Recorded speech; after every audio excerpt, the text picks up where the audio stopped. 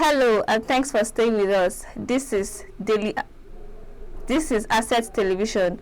Welcome to the news. I am Jennifer Ayadenuno. Here are the headlines. Electoral Act Amendment Bill scales through second reading in the Senate. Omoyele Sowore arrested in court, weeks away to unknown destination. Nnamdi Kanu sacks legal team, opts to represent self in court.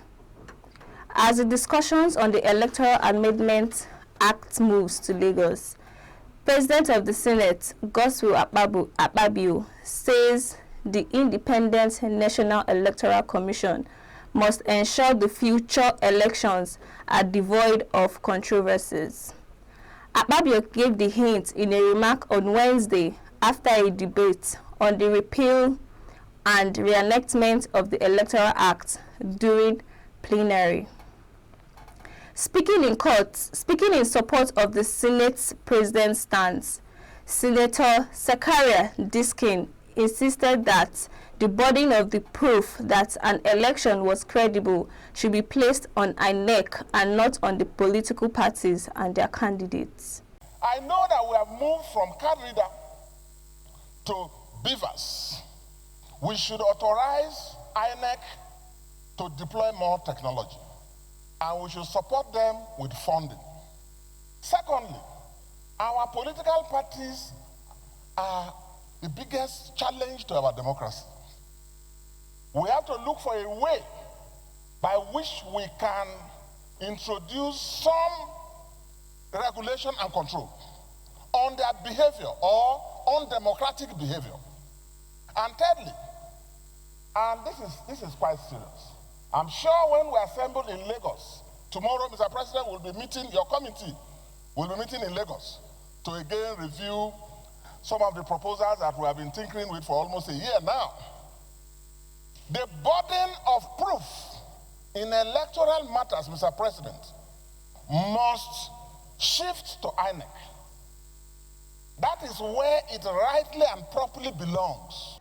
On his part, Senator Adams Oshomole stressed the need for politicians to stop aiding and abetting young people from carrying out election violence. First, we should resolve, each and every one of us, and also collectively, that as elected persons, we as senators shall not, directly or indirectly, secretly or openly, aid and abet unemployed or semi-employed people and arm them to disrupt election. If we reform our character, this problem is 90% solved. In Edo State, sir, I launched one man, one vote, one woman, one vote. At the end of the day, and as of today, it is now possible to do election without cutting dead bodies. It wasn't so before, because we convinced everybody that there is no merit in taking election or conducting election as if it is a state of war. That said, the last thing we must look at critically is the issue of technology. And that is the point we made to the INEC chairman. After extensive debates, the 2025 electoral bill was passed for second reading, moving closer to repealing and replacing the current Electoral Act of 2022. Distinguished colleagues, a bill for an act to repeal the Electoral Act number 13 of 2022 and enact the Electoral Act 2025 to regulate the conduct of federal, state, and area councils in the Federal Capital Territory elections and for related matters 2025, second reading taken. This bill is now committed to the Committee on Electoral Matters to report back to the Senate within 2 weeks. When formally passed into an act, the Independent National Electoral Commission, INEC, will bear the burden of election malpractices arising from the conduct of elections in Nigeria. Governor Bala Abdulkadir has signed into law the bill for the creation of emirates, districts, and chiefdoms in Bauchi State. Receiving the bill at the ESCO chamber of the government house. Bala warned against politicizing the policy, as anyone found wanting will face the wrath of the law. Our correspondent, Fatih Baba, who was there, now reports. Governor Bala Abdulkadir Mohammed has signed into law the two landmarks Emirate and Zal chiefdom laws to pave way for additional new traditional councils and one chiefdom in Bauchi State. The governor said the move aimed at promoting inclusiveness, justice, and a sustainable development in Bauchi State. Accordingly, Governor Bala Abdulkadir Mohammed said the Bauchi State Emirate and Chiefdom Appointment and Disposition Law 2025 and the Zal Chiefdom marks a defining moment in the history, as it formally, he said, created a new emirate and chiefdom, including the much anticipated Zal Chiefdom. The governor said the reform is in line with the state commitment of the United Nations Sustainable Development Goals, urged the public not to see the creation as an act of politics or a reward for loyalty, but rather a recognition of merit and necessity. Governor Bala Abdulkadir Mohammed said government is strengthening the traditional governance to promote inclusiveness, peace, and sustainable growth at all levels.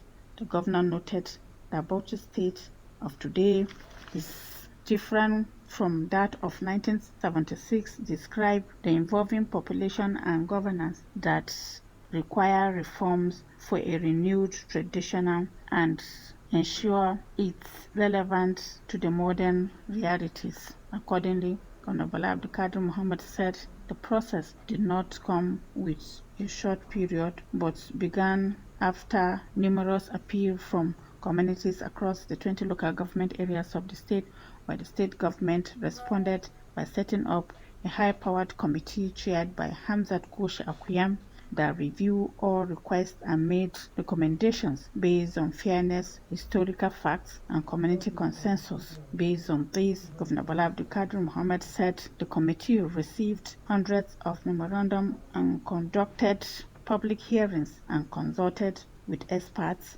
and traditional leaders, with recommendation forwarded to the State House of Assembly, subjected to the bills for extensive deliberation and public scrutiny before passing into law. The governor commended the legislative arms of government for its patriotism and partnership, describing the collaboration between the two arms of government as a model of democratic governance. He said each center will serve as a center for grassroots governance, conflict resolution, and socio-economic advancement, boost local revenue generation, enhance data collection, and improve access to developmental intervention for both national and international partners. The governor warned against any attempt to undermine or politicize the implementation of the new law so as to pave way for peace, while individuals and groups found wanting in disrupting public peace will face the wrath of the law. Governor Bala Abdulkadir Mohammed had, in addition to the chieftaincy laws, assented to two other bills, with that of the Appropriation Bill 2025 and that of Bauchi State's Local Government and State Contributory Pension Scheme Law 2025, aimed at improving fiscal responsibility and social welfare administration, and thank all stakeholders for their commitment in ensuring the success of the bill. The summary of the Emirates are as follows. 1. Burak with headquarters at Bura. Dambam with headquarters at Dambam. Darazo with headquarters at Darazo. Duguri with headquarters at Yuli. Gama with headquarters at Gamawa. Giade with headquarters at Giade. Toro with headquarters at Toro. Warji with headquarters at Katangang Warji. Ari with headquarters at Gadam Maiwa. Jamaa with headquarters at Nabardo. Lame with headquarters at Gumau. Bununu with headquarters at Bununu. Lere with headquarters at Lere.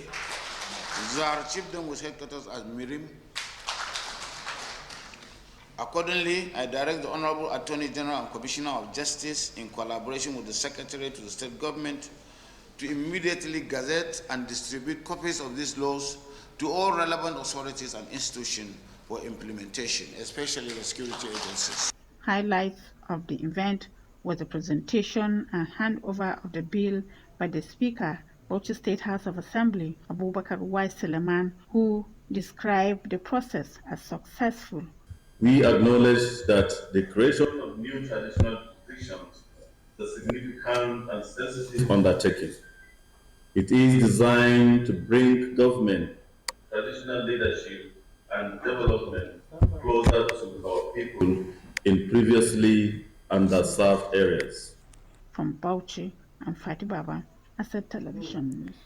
The Benue State Ministry of Health and Human Services has reaffirmed its commitment to deepening collaboration with key health development partners to strengthen healthcare delivery in the state. Commissioner for Health and Human Services, Dr. Paul Oguche, stated this while playing host to a delegation from the AIDS Prevention Initiative in Nigeria, APIN. Public health initiatives led by Dr. J. Osi Samuels. He noted that APIN's mission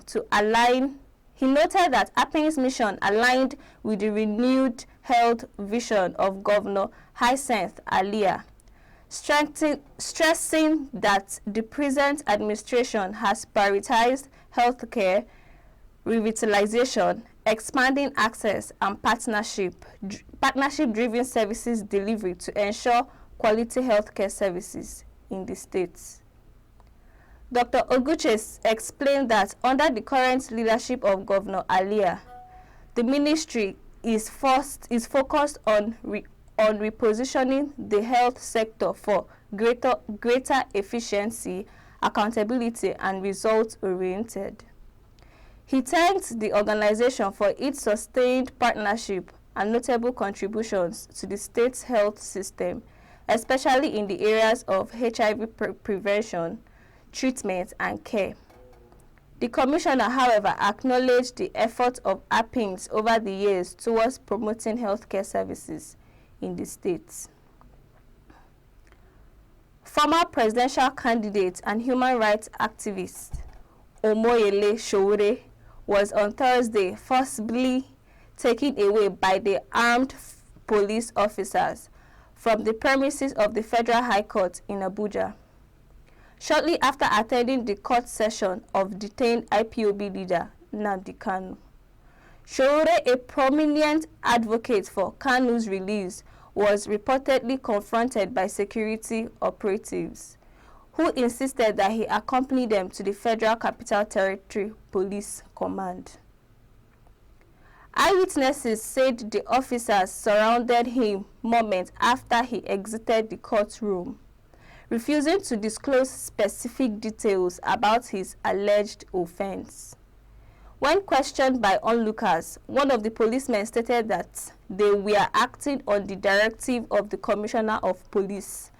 As of the time of this report, the reason for Sowore's arrest and his current whereabouts remain. It will be recalled that the activist and publisher of an online news platform, Sahara Reporters, was among the organizers for the Free Nnamdi Kanu protest that rocked Abuja and other parts of the country last Monday.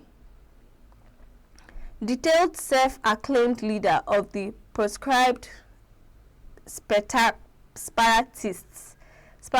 group Indigenous People of Biafra, IPOB, Nnamdi Kanu has fired all members of his legal team. Kanu told the court on Thursday that he was willing to defend himself. Based on his position, all the senior advocates in the team, led by Kanu Ababi San, announced their decision to withdraw their continuous participation in his case.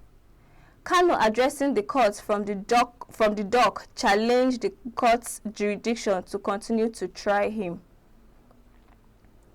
A non-governmental organization operating under the Aegis of Rescue Support Initiative, RSI, has appealed to the Minister of Education, Alausa, to probe the 3-month suspension of the Provost of the Federal College of Education, FCE, Obudu, Dr. Richard Utubaku, alleging procedural breach in his suspension.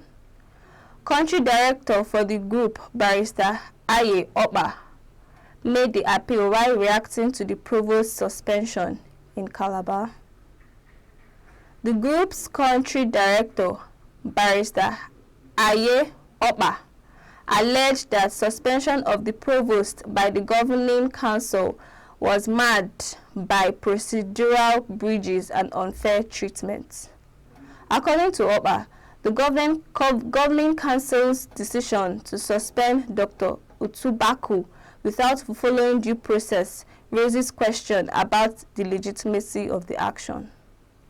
Specifically, the group pointed out that Dr. Utubaku was served a query 2 days after his suspension, which they argue is a violation of his right to fair hearing as enriched in the Section 33 of the 1999 Constitution of Nigeria. The suspension was reportedly over allegations of auctioning unserviceable vehicles without due process. That is the news. Please follow us on our social media handles for more programs. I am Jennifer Ayadununo.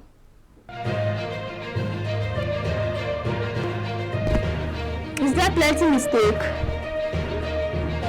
of the names, right?